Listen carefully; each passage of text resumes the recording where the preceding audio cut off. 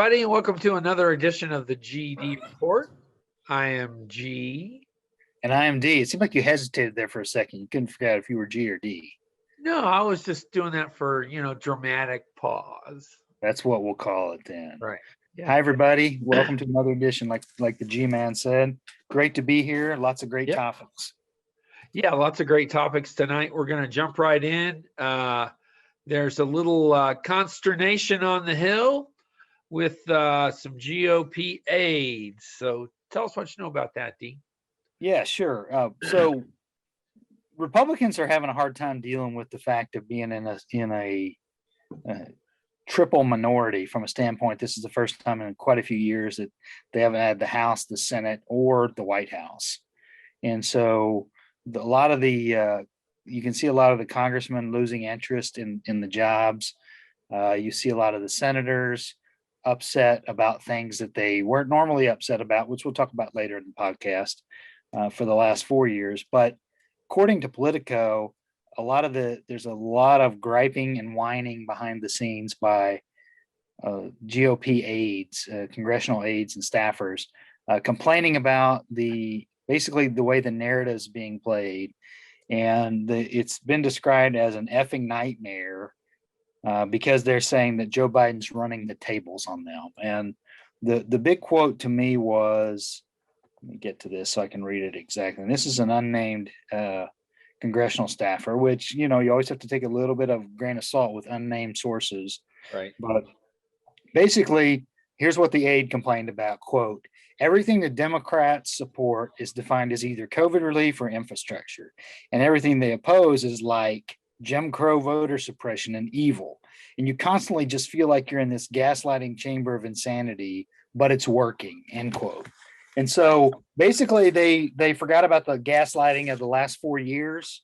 Right. Where with everything from Trump saying he'd release his tax returns after he was elected. His health care plan was coming out in any day now, but probably in the next 2 weeks. That was going to be so much better than Obamacare, and it never came out. It was every other week was infrastructure week. We never saw an infrastructure bill or package. They basically, for all intents and purposes, other than the tax cut and confirming federal bench judges, didn't do anything for 4 years. Right. And now, after the COVID relief bill has passed and is immensely popular, and President Biden, Vice President Harris have been traveling the country campaigning on that already. Right. And it continues to get more and more popular because I've seen billboards going up where it names the Republican senator or Republican House member. It said they opposed you getting the $1,400 check. Right.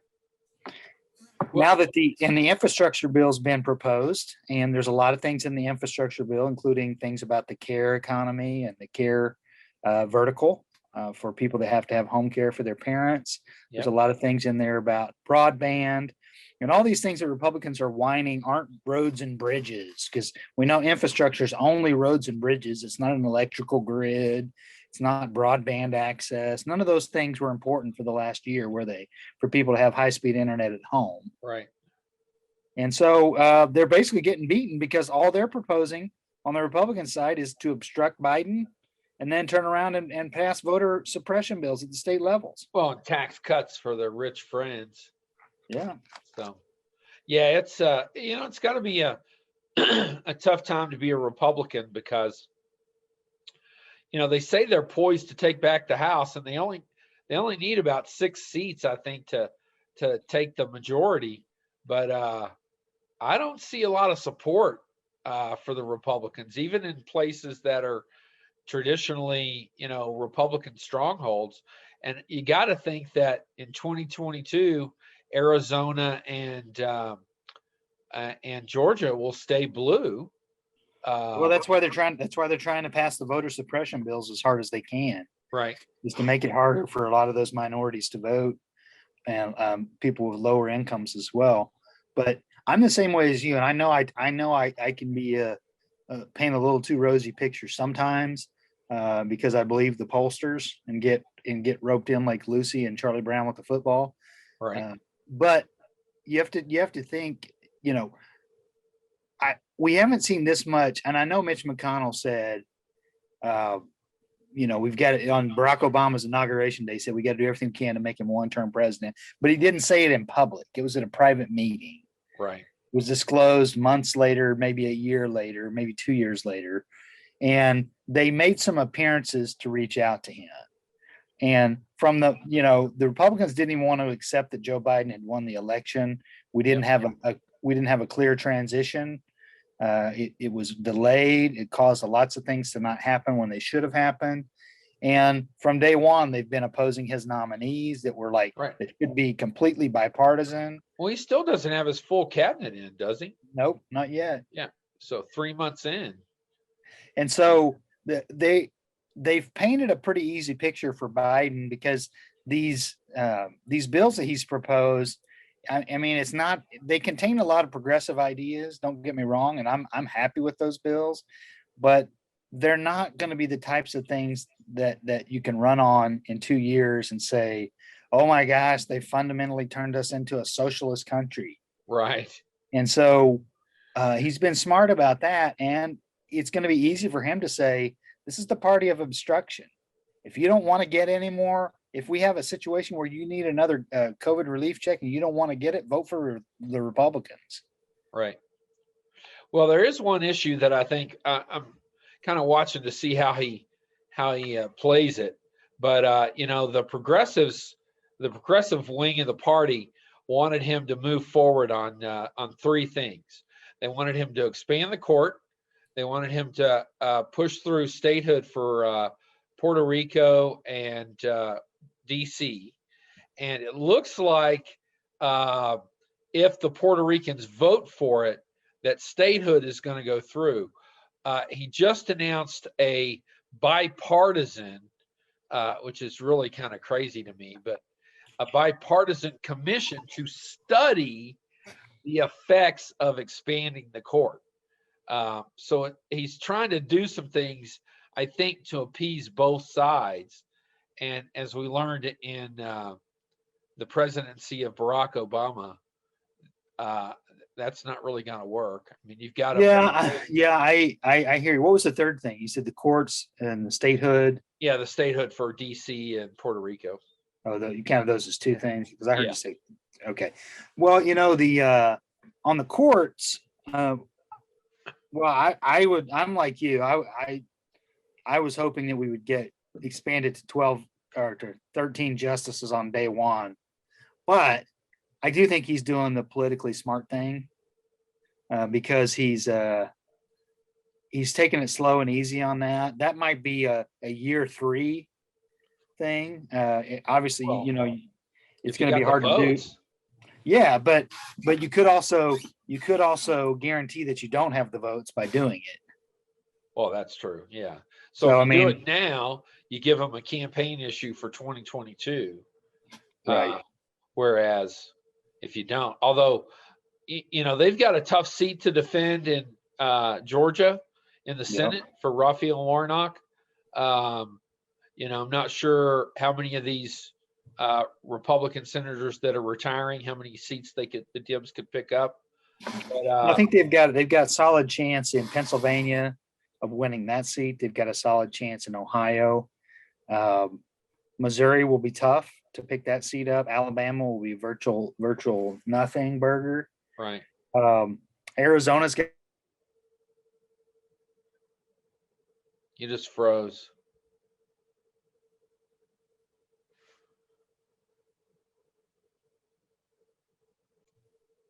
As I was saying, Alabama is a nothing burger. That's virtual no chance for the Democrats to win that seat. Georgia will be a tough state to defend for the Democrats, but I think they can pull it out. I don't never bet against Stacey Abrams. Mark Kelly's got to run for re-election in Arizona, so that'll be a tough one. But there's some decent pickup chances. I think Florida might surprise some people if they get the right candidate against Marco Rubio.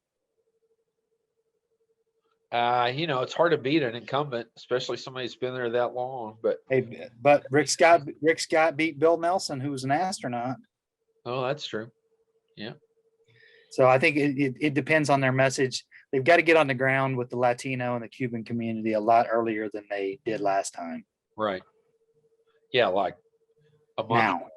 Yeah. Yeah, exactly right. So, Yeah. but yeah, we'll see how it goes. I think there's two sides to every argument, obviously, but politically, it may be smart not to do it now to give them a campaign issue. But if you lose the House and the Senate, you have no chance of doing it. Yeah. Well, probably the best time to do it would be 2 weeks before the election. I mean, you could always do it in a lame duck session while you still got control. That's what the Republicans would have done. But yeah, absolutely. Yeah. All right. So let's move on to our second topic. So America's 20-year, the longest war we've ever had, is just about over. And for those that don't remember, President Trump announced before he left office that he would pull the last of the troops out by May 1st, which is in about 2 weeks. I think there's only about 2,500 left over there, right? Yeah, that's about all that's left now. He drew it way down in his presidency. Yeah. And so now President Biden has said that he will pull the troops out, the last of the troops, by September the 11th, the 20th anniversary of when this war on terror started. So the GOP, they're pretty happy about that, right? No, they're stamping their feet and throwing temper tantrums because we should have an endless war and the war machine should be fed forever. And they're saying all the gains that we've made in Afghanistan will disappear overnight. Well, now they didn't. They said those same things when Trump announced May 1st, right? Absolutely not. They did not. Yeah, there's a shocker. They're so transparently hypocritical. Right. That it's embarrassing actually. The way they're so upset. Lindsey Graham was saying something about Joe Biden's the most incompetent leader on foreign policy we've ever had, and I'm going, this is the dude that polished Donald Trump's boots. Right. Yeah. Talk about a boondoggle of foreign policy. Yeah, it's amazing to me that these folks even want to speak out that way. Look, we went in. For 20 years ago, we went in with the goal of dismantling Al Qaeda. Right. Part of that moved into nation building, which was funny because George W. Bush campaigned on not being a country that did nation building. Yeah. And then we turned around and then we wanted to oust the Taliban because the Taliban, and a lot of people consider the Taliban part of Al Qaeda, but it wasn't part of it. There were definitely alliances, but people since Alexander the Great have been trying to conquer Afghanistan. Yep. And it's with the terrain, the tribal cultures. The Russians couldn't do it in the 70s and 80s. Alexander the Great couldn't do it. I believe the French have tried it before. Yep. And we've reached a point where we've spilt enough blood and treasure. And I think anything we need to accomplish in that region, we can accomplish with small tactical units based out of Saudi Arabia or somewhere else. And which is probably what we should have done to begin with, rather than trying to occupy the country. Right. Well, anymore, and there's some part of our history where this was already true, but anymore, we have to look at why, the underlying reason why wars are fought. And sure, this one was fought about terror, but more importantly, it was fought about resources.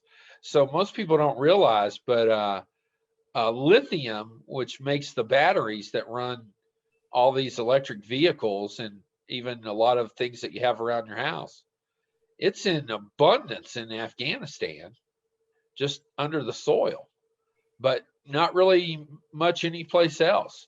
So if we want to keep making lithium ion batteries to run electric vehicles and such, we either need the cooperation of the Afghanis or we need to be controlling it. And so I think that's the underlying reason why the GOP is all up in arms. I don't think they wanted to go against Trump because of how he control, well, how they perceive that he controls their base. Not sure that he really does anymore, but that, I think that's the real reason why they're all up in arms now, because we're going to be cutting the troops out. So, Well, they think it's a great campaign narrative too. You know, they tried to accuse Obama of that for pulling out of Iraq. Oh, we cut and run, and right. we're not leading from the front, we're leading from behind. And it's like most polling that I've seen on it, people are tired of Afghanistan. Yeah. I mean, we're over there.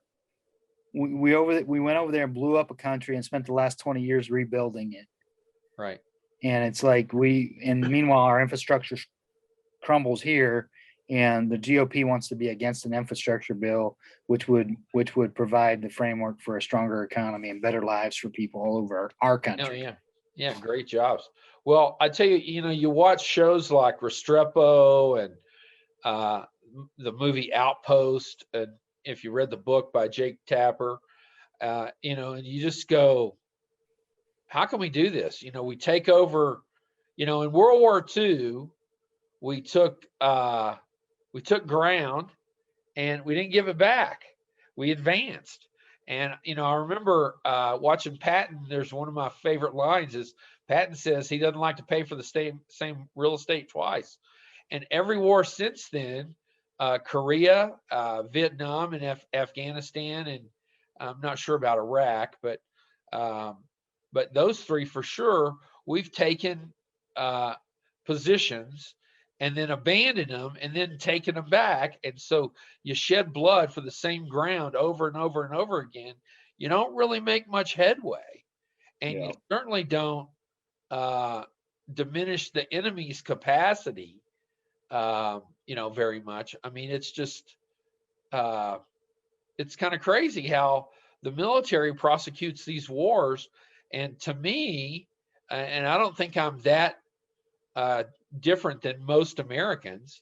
There might be people on the fringes of both parties that think differently, but I think most Americans look at it and go, the military's using our sons and daughters as cannon fodder just so they can test out their new weapons in these wars that crop up every 20 years or so. Yeah. And that's ridiculous. Well, and the one of the main rules of war, and I believe it even goes back to Sun Tzu with the art of war, is you never wage a battle without a clear, defined definition of what victory is. Right. And all those conflicts you've listed off, we never really defined what victory was. And I think that goes back to not going to Congress not following the Constitution, and going to Congress and asking for a declaration of war and defining to the American people what we're even fighting for. Right. Okay, if we go to Afghanistan, what's the end goal? Is it to change their government and to execute the leaders of that country for crimes committed against us? If that's what it is, we should ask Congress to declare war that way. Right. And so then we get in these conflicts, and nobody knows why we're there. The military doesn't know why we're there. The goalpost keeps changing, and they start measuring, well, is it a popular war by the political realm? We got to get back to getting authorization from Congress for wars. Yeah. Well, there's three things you need to successfully prosecute a war. You need boots on the ground, which we seem to have plenty of, until we go up against China. Then we're in trouble. You need money to pay for the boots that the boots on the ground are wearing, the guns, the ammo, the food, the trucks, the fuel, that kind of stuff.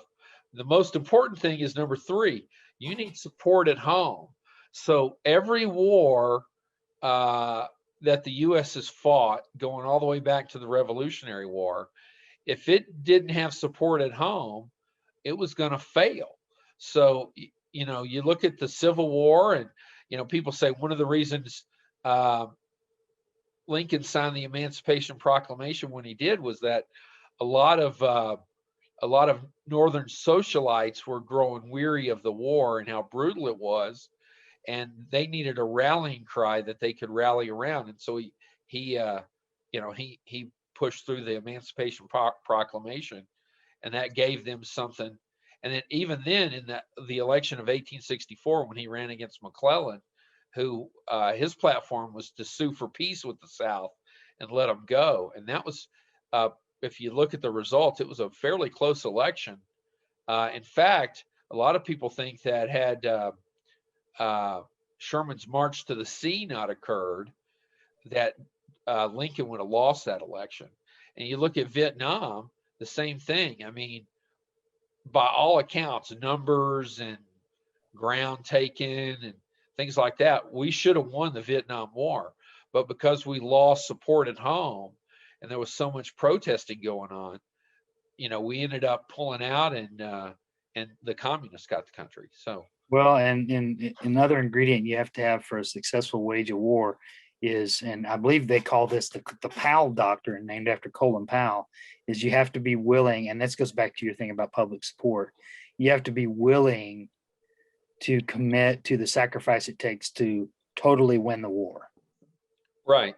And that means high body counts. That means a lot of different things. I mean, when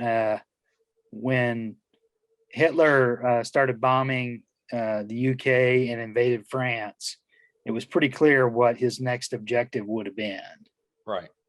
And then when the Japanese bombed Pearl Harbor, it was pretty clear from both sides we had to do something. And everybody was united as a country to the purpose of that war. When we knew what it was, we had to overthrow it, and we had to beat those forces, and we had to beat them into oblivion, and we did.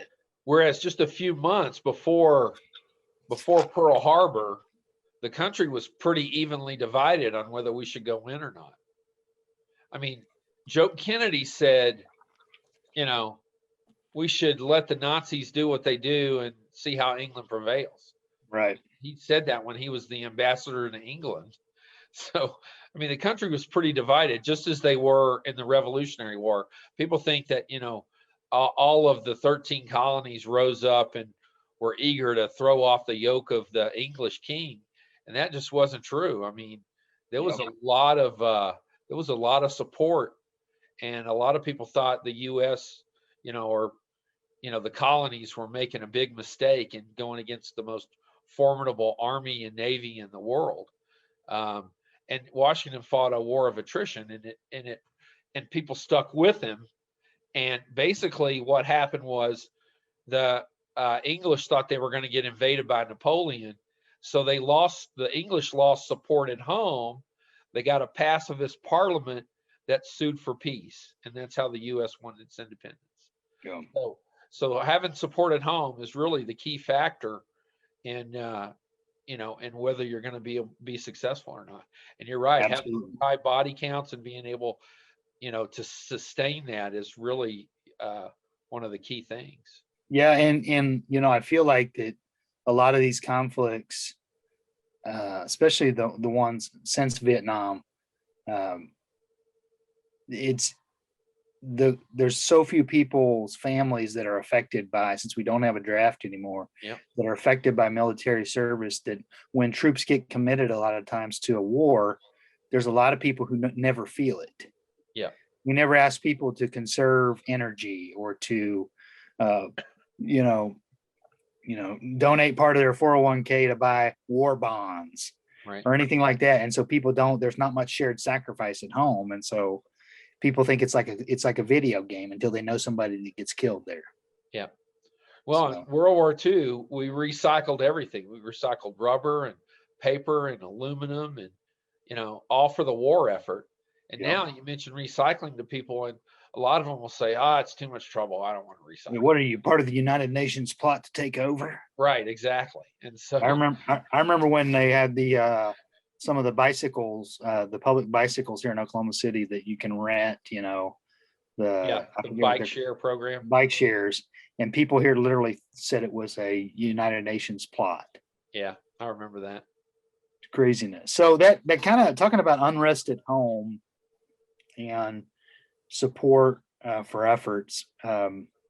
We unfortunately this week and it happens virtually every week. And there's almost so many of these things happening that I don't want to say you become numb to it, but I can almost end up forgetting about certain cases because of it. But we're obviously going in the middle of the George Floyd murder trial right now with the trials for Officer Chauvin.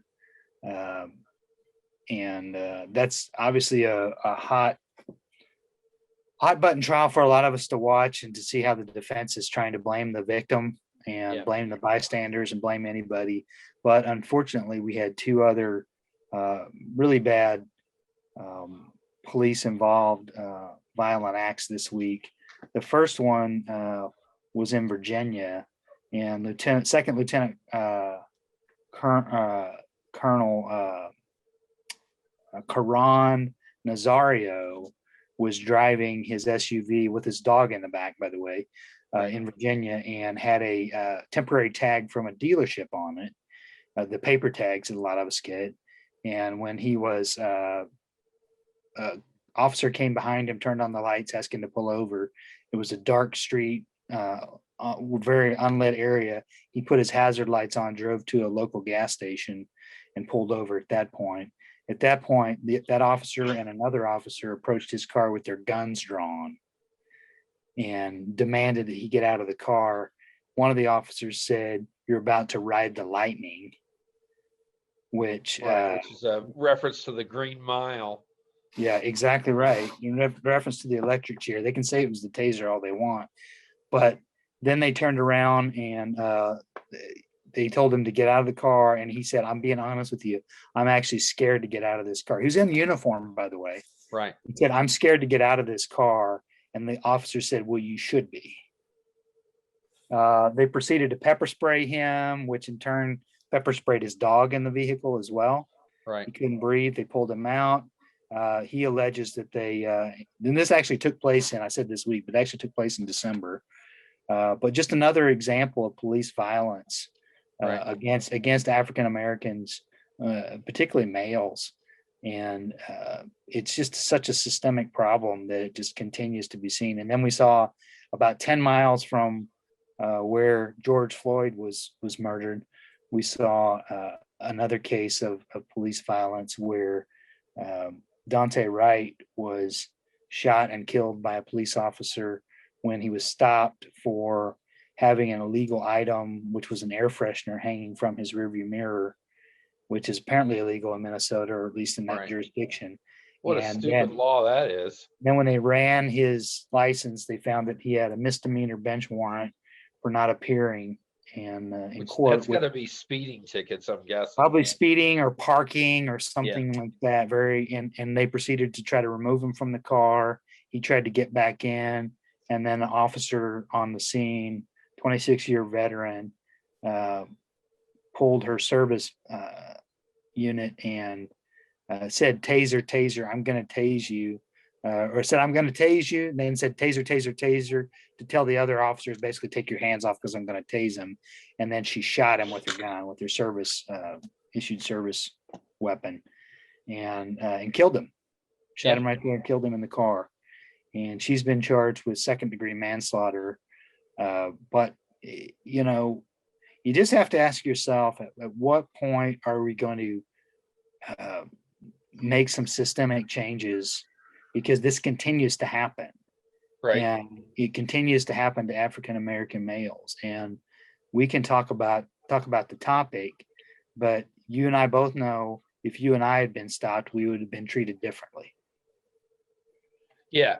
I mean, if I had outstanding speeding tickets, and I know because this has happened to me before, I would be arrested and taken to jail because, government wants their money. But I certainly wouldn't have been shot over it, and I probably wouldn't even been tasered. The question I have is, and we talked about this on the pregame tailgate. They're trained that their service weapon is on their dominant hand, which is her right hand, Yep. and their taser's on their left side, which is their non-dominant, so that they, in exact situations like this, they know what they're grabbing for. We had a case very similar to this in Tulsa County about 3 years ago, where it was a volunteer deputy sheriff that tried to tase a guy who ran and shot and killed him as Yep. well. He got a prison sentence of, he was 76 years old, got a prison sentence of 4 years, was out for 2 years after serving 2 years for good behavior. Yeah. And so I think it's always tough when you say that what you're getting ready to say is controversial, but it may be a little controversial what I'm about to say. But I think we have to just start being honest about some of these topics, and as a country, and I don't think we're really being honest. We criticize the regimes in Central America all the time. Yep. We say, "Oh my gosh, they murder their citizens in the streets," and we criticize military juntas in places like Myanmar and the Philippines in the past, and different countries. We criticize all these countries, South Korea, and what we're witnessing on almost on a daily basis is extrajudicial killing in our streets. Absolutely. Where these police officers are becoming the judge, jury, and executioner all on the spot. And for them to continue to try to use super predator type defenses, where they say things like, "Oh, this, George Floyd was a threat to me when he was in the prone position with handcuffs on, and he had 90 pounds of weight pressing down on his chest. He's resisting because he's trying to raise up and breathe." It's just, it becomes, I know I get tired from it and I get exhausted from it, and I'm not a minority that has to deal with it like they do. Right. So you can only imagine what weighs on their minds. Yep. And how they have to deal with this on a day in, day out basis, when these are supposed to be the people that protect them. Because I think people forget the police do, unless there is a weapon brandished and they are physically threatened, the police do not have a right to kill you for even evading arrest. Right. Well, and they did arrest that officer, but they charged her with what I call a down ballot charge. I mean, she should have been charged with second-degree murder. Our former boss, who has also resigned, a couple things about the resignations too. The police chief has resigned now, but before he resigned, he released the body cam footage almost immediately the next day. And there's a lot of people saying, "Wow, this is progress because this is transparency." But I feel like he was trying to shift the narrative. Right. Because he said, after he released it, because you can hear her on the tape say, "Holy shit, I just shot him." Right. The former police chief said clearly in his press conference, "Clearly, I've determined that this is an accident." Right. Right. Before there was an investigation, do we know if she knew the person that she killed? Do we know if she knew them? Do we know if she had any kind of relationship? That she dealt with him before any of that's investigated? They're trying to set the narrative that this is an accident. Right. And I was raised around guns and had guns in our house the whole time I was growing up. And my dad always told me this saying, and his philosophy with guns is, and he was military trained when it came to rifles and all that. He always said, you have to remember that guns are final. Yep. Right? When you shoot a gun, and he used to tell us, there are no accidents with guns. Right. You pulled the trigger and something dies. Yeah. And in this case, unfortunately, again, it's another Black African-American male. And yep. it's at what point are we going to have systematic changes? Because every time there's a mass shooting, we say, "Oh, we can't change our common sense gun laws. We can't change those. Now's not the time." Every time there's a police killing, it's always, "Well, they should, the person shouldn't have resisted. They shouldn't, they shouldn't be killed." Yeah. For resisting. And so I think we have to think really, really long and hard about things like, guaranteed qualified immunity for police officers. We have to think long and hard about issues like who needs to carry a service weapon, Right. who needs to be, because we talked about this on the pregame show as well. There's a lot of countries where they don't allow the beat cops to carry weapons like that. If a situation escalates, they have teams ready.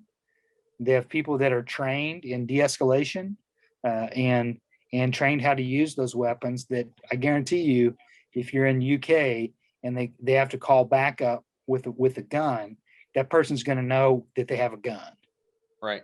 Well, in 2014, I spent a few days in England for my wedding anniversary, and did a lot of research on the country. And at the time we were going, and we went in May, since the first of the year, 2014, I believe there were over 300 homicides in Chicago, right? Mm-hmm. In London, there were 11. I mean, that's a huge, huge difference.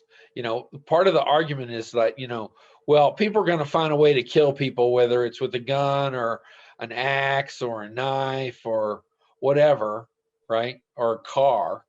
But clearly, there's a difference between over 300 and 11 in the same time period in two cities that are roughly the same population. I mean, Well, and the other argument people want to make about Chicago is they'll say it proves that gun control laws don't work because they have very strict gun laws. The problem with that argument is they're forgetting that Chicago sits right on the border with Indiana. yeah, Most of the guns in Chicago come from Indiana. yeah, yeah. So, So, like we talked about before, until this country gets serious about changing its gun laws, and I believe that means going to a plan like Australia where you can only own a gun if it's uh, part of a hunting club, and you have to go there to use your gun. Then I think this is just going to continue. Uh, yeah. one of the things I heard was that when Columbine happened, sporting events got canceled. The country basically, flights got canceled. The country basically came to a stop because it was so alarmed that something like this could happen in America. And now it's like you can't even remember the name of the person because it happens so frequently. Well, when we had the King Super shooting in Boulder, uh, you know, that happened so close to the shooting that happened in Atlanta. Yeah. And it was like you almost forgot that Atlanta even happened. Right. Well, and then the week after, 5 people got killed out in LA, and it was just a blip. It didn't raise hardly anything. Yeah. 5 people Well, lost. I conflated a couple different issues there, and I don't want us to get lost on obviously gun control. We've got to talk about that and continue that fight as a country. We do definitely have to make decisions, but we also have to make. And I know there's a couple of bills. I think there's one that the House of Representatives in DC has already passed about reforming police departments. And I know how people say, oh, defund the police cost Democrats some seats last time. I don't know if it did. I haven't seen any. I mean, as far as I can tell, that's anecdotal because I haven't seen any studies that prove that really cost them any seats. But it's not the best slogan. But I think we have to reform the police departments. We have to think about who police officers are. We have to think about how they're trained. We have to think about who has access to weapons and who doesn't, because we're having way too many of these killings. And I saw today even the officer in Kenosha, Wisconsin, that killed the young man there, and I his name is slipping me right now, but that's what caused the other shooting in the street was with the protest with the kid from Illinois. I'm not going to say his name. I know, but I'm not going to say it because I don't want to say his name. But I saw that officer was exonerated today. Yeah. And is back at work. Yeah. And so, we've talked a lot about labor and about unions. probably the last two unions that are really standing strong and really being effective for workers is probably the athletic unions for sports players. Yep. And police unions. Yep. And police unions continue to resist any type of reform, and they want to do victim blaming and everything like that. So we got to come up with some common sense reforms for this, because no citizen should have to feel like they can't leave their house because of the color of their skin. Right. Or they can't leave their house in fear of getting shot by somebody with an AR-15. Right. It's just, where we are. So that's crazy. Tough times. Absolutely. All right, man. Have you got your vaccine yet? I did. I got my first shot. I go for my second one here in about 10 days. I think that does make you ineligible for the Olympics this summer. Right. So no, just kidding. I bet they probably have. They're probably all vaccinated for that. But yeah, if it's your turn for the vaccine, I know we didn't touch on it this time, but there's been a pause on the Johnson & Johnson vaccine while we do a little bit more testing. But I still encourage everybody, get the vaccine. Don't be. I don't know I'm trying to think of the best term I can use without offending too many people. But maybe if I could quote Fred Sanford, don't be a big dummy. Right. And skip the vaccine, because it's so important for us to be able to just survive, but also to get our economy reopened and be able to enjoy the great things in our country and our world is that vaccine. And so I encourage everybody to get out there and get it. Yeah, it's definitely, we're still gonna have to wear masks for a while until we get to 80%. I think they said 80% vaccinated. So if you don't like wearing your mask, go get the shot. And the sooner everybody gets their shot, the sooner we'll get rid of these masks. Yeah, or some of us might keep our mask during flu season. Yeah, speaking of that, Colorado had the lowest flu season on record this past year. Everywhere all over the country is experiencing that. I've got some friends. I've got a couple of friends who have really low immune systems, where they are really susceptible to flu every year. And they were talking about the fact that they didn't get the flu at all this year. They're not having as many allergy problems. So yeah, they're going to keep the mask. Yeah. I mean, there are some things about this pandemic that are never going to change. Like, a lot of people working from home instead of being in the office every day. And some of these things are for the better. It's a shame that we had to go through losing 500,000 people to get to that point. Absolutely. All right, everybody, take care. We'll talk to you again soon. Drop us a line in the comment section. Let us know if there's a topic you'd like us to talk about. Let us know where we were right, because we know we weren't wrong on anything. Right. And everybody be safe out there. There's a lot of people protesting. There's a lot of people. Just be smart, be safe. Life's very precious. So take the time to tell the people you love that you love them. Absolutely. All right, everybody. We'll see you next week. Have a good one. Take care.